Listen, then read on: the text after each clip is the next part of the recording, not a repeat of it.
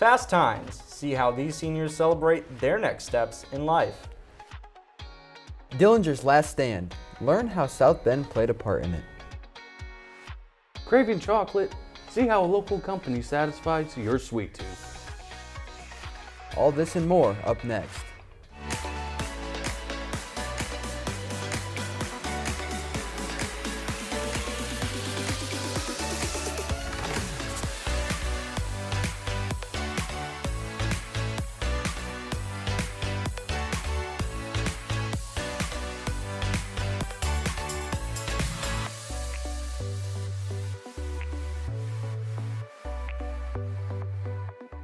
Hello and welcome to Buzz in the Bend, a Michiana's award-winning student talk show. I'm Drew Stoltz from John Adams High School. I'm Mason Cuevas from Riley High School. And I'm Andrew Mescar, also from Riley High School.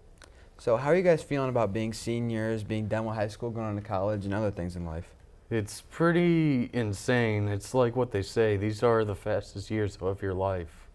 Yeah, like the cliche to say the fastest years of your life, it really is true. And it's also like a bittersweet moment coming up on graduation because as much as I loved high school, I'm ready to just move on with my life. Yeah, even with that COVID year and the half year of the junior year, making it weird, it feels really short. Like I remember it feels like I was a freshman last week. It's insane. Yeah, I know. And also not having the same type of experience in a way that other people have through the pandemic. You know, we were just like in school 1 week and out of school for like the next like year and a half. That was insane, man. It was, honestly, and and I'm excited to see where life after high school takes us. And speaking of life after high school, last week I attended Riley's senior signing day. Let's take a look. So this is our 5th senior signing day for all of the seniors that will be going on to things like military, trade, college, and even the workforce. We want to celebrate all of their hard work and what's next in their story. So it's exciting that we get to honor everyone that is making that decision to go on to college or whatever your next chapter of life is, trade, work. Give yourself a round of applause. So I think it's important for the students to realize that they're just a community, give them a couple more last chances to see each other and celebrate with each other, and then also remind them that they're probably going to need each other's help again when they're out in the workforce. I'm planning on going to Purdue University main campus. I'll be majoring in astroengineering. Purdue University, West Lafayette, and I want to major in cybersecurity. The engineering magnet I feel like was the best part of high school experience. It's definitely set me up for my major, and I'm really excited to see where my high school career takes me. Yeah, I feel like my journey is very different than others. Because I was in Fort Wayne my first 2 years of high school, and then I transferred here to Riley High School. So I feel like, especially through COVID, it was a hard transition to come into a new environment, not be able to talk to anybody. So I feel like I kind of found myself here. Being post-COVID, it's great to see kids are getting back out into activities and applying for more schools just all over the country. And I think getting more comfortable applying for places all over the country. I was really excited for college. I was kind of nervous at first going to college, but after I got accepted to Purdue and enrolled fully, I started getting nervous, and I was like, I just want this to get over with high school. So now that we're finally here, it feels amazing. But today is about celebration, and I'm so proud of you all. Yeah, we were there, me and Andrew. What did you like about it? It was very cool getting up there, standing in front of everyone, and just everyone knowing where you are going to go, or at least where you plan on going next in life. My hand cramped. Yeah, being recognized, kind of like how athletes are. Drew, do you guys have anything like that coming up? We actually do today at 2:30, so I'm kind of excited for it. I mean, I'm interested to see what it'll be like. Yeah? That sounds fun. Speaking of fun, do you have a sweet tooth like me? Then check out the South Bend Chocolate Company. Jalen brings us the story. Where can you find more than 500 tasty products from handmade chocolate to crunches to coffee? The South Bend Chocolate Factory, of course. The Sweet Shop was recently voted Best Chocolate Shop in Indiana by Mental Floss. Samuel Tarner, son of owner Mark Tarner, says, while the honor helps draw in customers, he feels it's the hands-on experience that sets the company apart from other chocolatiers. As opposed to like a Hershey's tour where they don't really show you how anything's made, we show you how everything is made. You get to see the whole process, start to finish, packaging, and you get the nice South Bend local touch. Visitors to the factory are treated to a tour that smells as good as it looks. Workers show off how they make their chocolate pretzels, nuts, popcorn crackle, and even their packaging techniques. The company started in 1991. We started making chocolates for Notre Dame. We did all of their university chocolates. We used that money to help purchase those enrobing machines that we saw in there, and that's how we started making everything. While there is another candy company in South Bend, it specializes in hard candy, whereas the Tarners and their company are known for chocolate. Samuel says he can't remember a time where his family wasn't in the chocolate business. Or my grandfather, rather, had a candy company off of Hill Street. There's a building right across from St. Joe Grade School. That's where he had his original candy company. That went out of business in the early 90s, so my dad just started his own. And here we are. The chocolate recipe has served them well. There are now 15 South Bend Chocolate Company locations. Put-in Bay in Ohio, that's another popular tourist location. Carmel, Indiana, we have stores there. Downtown Indianapolis, not to mention all of our stores here in town. There are plans to expand too. The Tarners are creating a tourist complex just off the highway, including a factory, candy store, gift shop, and restaurant. There will be a little something extra too, featuring a second love of Mark Tarner, a dinosaur museum. Many of the bones on display excavated by the owner himself. A whole variety of dinosaurs, Diplodocus, Triceratops, hadrosaurs, all types of things. And hopefully we'll have even more as time goes on, including active time uncovering of the bones. So people will be able to watch that large skeleton you guys saw be uncovered in real time. The new tourist complex is set to open in late 2023 or early 2024. For Buzz in the Bend, I'm Jalen Baptiste Waddell. Do y'all like chocolate? Mm-hmm. Milk chocolate is my favorite. Yeah, I like milk chocolate, but I could also go for dark chocolate, and I really love the chocolate company. Not far from the chocolate company, back in 1934, a notorious gangster carried out his final bank heist. In this story, I take you back in time. Extortion, bootlegging, and murder were common practices for Chicago's famous gangsters of the 30s and 40s. It's no wonder, then, says Christy Erickson of the South Bend History Museum, that the likes of Capone, Morin, and Dillinger were all known to frequent South Bend. Chicago was a epicenter of gangster activity at the time, and South Bend was just up the highway, and so it was known to be kind of a place for gangsters to either come and visit and rob a bank here or there, or more commonly for them to come and hide out for a little while. While most of the gangsters were from Chicago or out east, John Dillinger was born in Indianapolis. His early life wasn't the best. His mother died when he was 4 and his father was abusive. He dropped out of school and was arrested for car theft as a teenager before enlisting in the Navy. He deserted the Navy, so that would be kind of your first crime, in 1924, so he would have been 21 years old at the time. Soon after, Dillinger robbed a grocery store for a total of $50. He ended up in prison where he met seasoned criminals like Homer Van Meter, Charles Mackley, and Pete Pierpont. The Friends, which became Dillinger's first gang, studied other bank robberies, planned and strategized their own robberies while they were still in prison. After 9.5 years in prison, Dillinger was released and promptly returned to robbing banks. One of his most famous acts was when he broke out of the Crown Point jail by, as the story goes, whittling a gun out of wood and convincing the guards that he had a real gun and thus escaping. So that was a very big story. Dillinger courted the media, posing for photos and giving quotes. In return, the media portrayed him as a beloved Robin Hood type character. One of the headlines was that the women there were thrilled, but the men were all scared. So, he was thought to be kind of a rakish figure that, so people really idolized him in a way that was probably pretty inappropriate at the time. Late on a Saturday morning on the last day of June, John Dillinger and his gang robbed Merchants National Bank on Michigan Street in South Bend. The Black Hudson pulled up outside of the bank and the gang got to work. While Dillinger and several other gang members went inside to hold it up, other cronies like Babyface Nelson stood guard. The gang took off with nearly $30,000, which would be about $640,000 in today's money. On the way out the door, they shot and killed police officer Howard Wagner. Before they could make it to the getaway car, a firefight broke out with a detective, 2 police officers, and a jeweler who owned a nearby shop. Bullets flew everywhere. Some are still lodged in the State Theater behind me.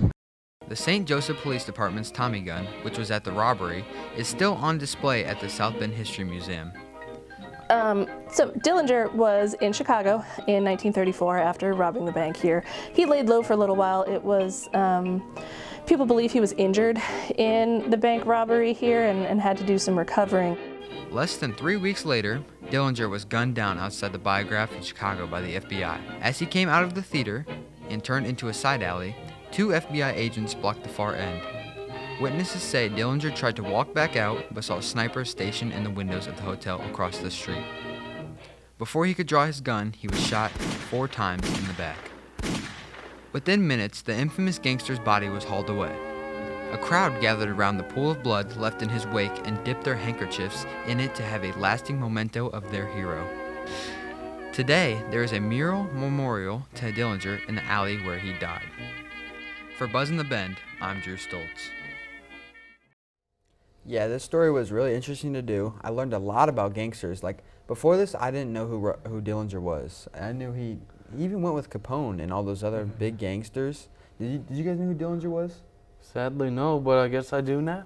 Yeah, I've heard of the name before. And Andrew, didn't we have a little cameo in there from you? Oh, yes, guilty as charged. I was in it. Yeah, and I also know that he traveled a lot to go, rob different banks. And speaking of traveling, me and Andrew headed out to Goshen to check out an amazing art project. Do you need something to do during these sunny days? See what Elkhart County has to offer. Sonia Nash tells us sculptures built by Goshen College students will be highlighted across 6 cities of Elkhart County, in and around the gardens. Elkhart County is home to so many wonderful creative people, whether they be students or residents. In addition, we have hundreds of volunteers planting gardens in the shape of quilt patterns, taking their time to bring beauty and art to life. So we're telling the stories of our people and our places, the exciting stops that people can see along the Heritage Trail, and introducing them to all of our downtowns that are so vibrant and eclectic, filled with wonderful shops, restaurants, places to stay, things to do, and really enjoy all of the things that are in our communities. Goshen College is teaming up with Quilt Gardens to bring more tourists and locals to the county. We are really aiming to hope to attract both visitors from around the Midwest as well as our local residents to come and experience all that Elkhart County has to offer. Joel Lara is a student at Goshen College who says his art reflects personal struggle. He tells us just what opportunities he's had since coming to the United States at such a young age. I'm Hispanic. I was born in Mexico and then came to the U.S. at the age of 5. I've been lucky enough to sort of be in this epic art trail and gain a lot of publicity. I've also had my work featured at different galleries around the area in Michigan and in Elkhart, and so I've been lucky enough and fortunate enough to have people who like my work, and that's been very motivating. As a human being and as an artist, I've evolved over the past 4 years. After a year of being on display, the sculptures will be up for auction. Our website is quiltgardens.com. That's plural, quiltgardens.com. You'll find maps, you'll find detailed descriptions not only about our gardens and our patterns, but about each artist, about each sculpture. You can find each one. And we encourage everybody to download a passport where you can check in and visit all of them and win free prizes. You're not going to want to miss that. The quiltgardens.com is the website where to go. For Buzz in the Bend, I'm Mason Cuevas. Yeah, it was really cool going out to Goshen College, seeing how they build these amazing sculptures and seeing how they weld and cut metal. You know, funny enough, Drew, they told me and Andrew not to stare directly at welding because it's kind of like if you look at the sun, how it can damage your eyes. Afterwards, Andrew was just like, yeah, so Mason, yeah. I looked. I did, and it hurt. A lot. Doesn't surprise me. Yeah, it's Andrew, so, but no, I'm going to miss going out and doing these stories and making these memories from this class. Yeah, it's a bittersweet time of year as we graduate and leave the broadcast media and film program. Aaron takes us back in this memories video.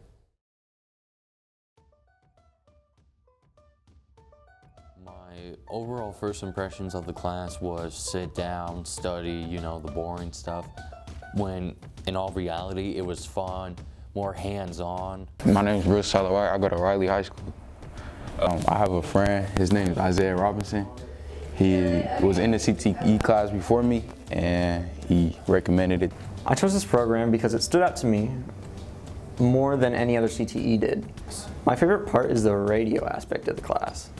I chose to take this class because when the CTE people came to our school, they had showed us like all the other classes and none of them looked like interesting to me. So then I chose this one because I was more interested in the radio. Interest in sports broadcasting. So this is my first year taking it, audio and video production.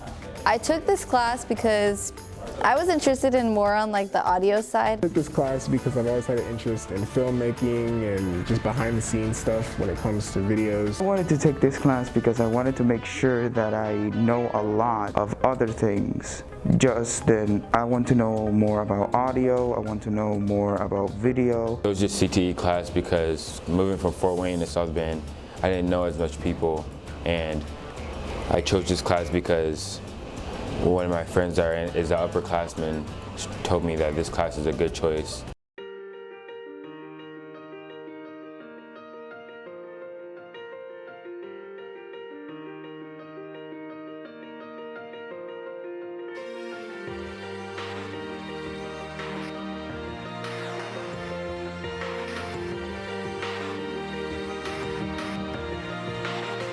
Yeah, you can be the greatest, you can be the best. You can be the King Kong banging on your chest. You can beat the world, you can beat the war. You can talk the guy, go banging on his door. You can throw your hands up, you can beat the clock. Yeah. You can move a mountain, you can break rocks. You can be a master, don't wait for luck. Dedicate yourself and you can find yourself. Standing in the Hall of Fame. Yeah. And the world's gonna know your name. Yeah. Cause you burn with the brightest flame. Yeah. And the world's gonna know your name. Yeah. And you'll be on the walls of the Hall of Fame. You can go the distance, you can run the mile. You can walk straight through hell with a smile. You could be the hero, you can get the gold. Breaking all the records they thought never could be broke. Yeah, do it for your people, do it for your pride. Are you ever gonna know if you never even try? Do it for your country, do it for your name. Cause there's gonna be a day when you're standing in the Hall of Fame. Yeah. And the world's gonna know your name. Cause you burn with the brightest flame. And the world's gonna know your name. And you'll be on the walls of the Hall of Fame. Be a champion. Be a champion. Be a champion. Be a champion. Walls of the Hall of Fame. Be students, be teachers, be politicians, be preachers. Yeah. Be believers, be leaders, be astronauts, be champions, be truth seekers. Be students, be teachers, be politicians, be preachers. Yeah. Be believers, be leaders, be astronauts, be champions. Standing in the Hall of Fame. Yeah. And the world's gonna know your name. Yeah. Cause you burn with the brightest flame. And the world's gonna know your name. And you'll be on the walls of the Hall of Fame. Be a champion, you can be the best. You can be a champion, banging on your chest. You can be a champion, you can beat the war. You can be a champion, banging on the wall. You can be a champion, you can beat the clock. You can move a mountain, you can break rocks. You could be a champion, don't wait for luck. Dedicate your champion. Standing in the Hall of Fame.